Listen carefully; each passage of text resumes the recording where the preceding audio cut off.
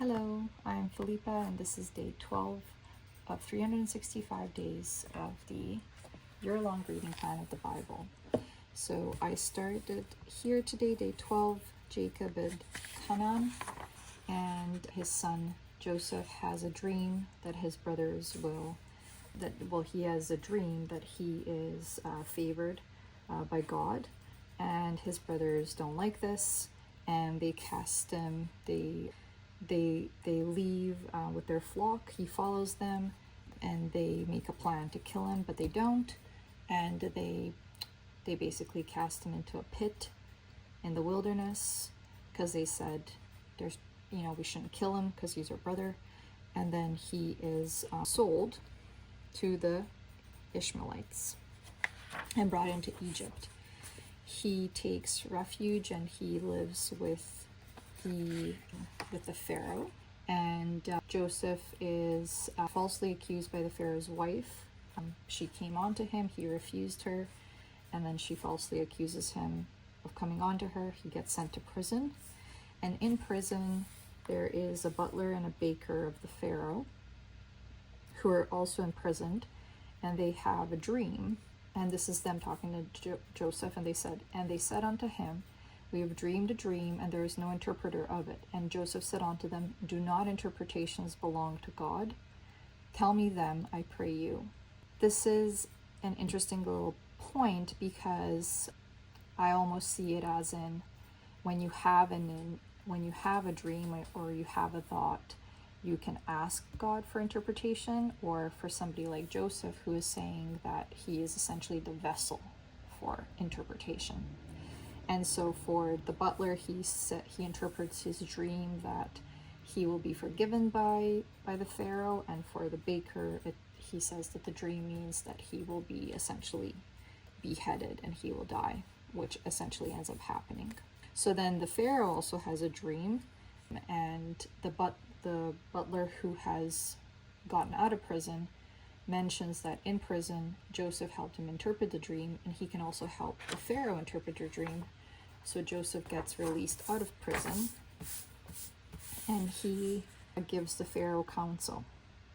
And the Pharaoh says, and Pharaoh said unto his servants, can we find such a one as this is, a man in whom the Spirit of God is? And so the Pharaoh shows a lot of trust in Joseph and in his counsel. So the Pharaoh makes Joseph his number 2. He gives him the power and authority to basically, for people to basically do as he says. And this is what we see happening. Joseph gives the Pharaoh the counsel based off of his dream that there's going to be 7 years of riches and then 7 years of famine, and that they should stock up on seeds and on grains and things like that, so that Egypt doesn't go hungry. And then after the 7 years of riches come the 7 years of famine.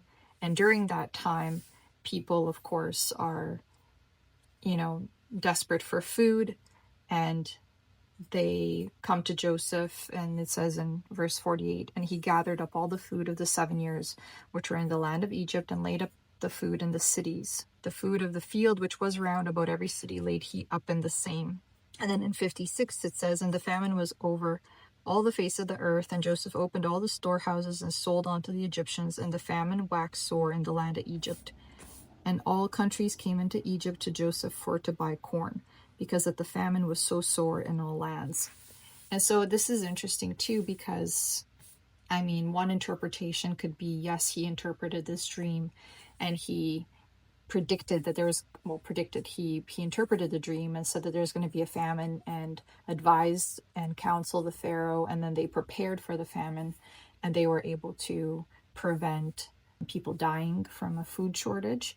But the other interpretation could be that this was a very kind of calculated interpretation, so that they could orchestrate this essentially conspiracy of a famine happening, so that all of the people were at their mercy to get the food, and then that is how they could get rich and get ahead, because they essentially created the famine and then stockpiled all the food, and then people needed to buy the food, which they would provide money for.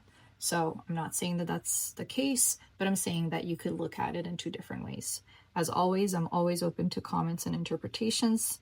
Tomorrow is day 13, and we start with chapter 42. Jacob sends his 10 sons to buy corn in Egypt. So I'll see you soon.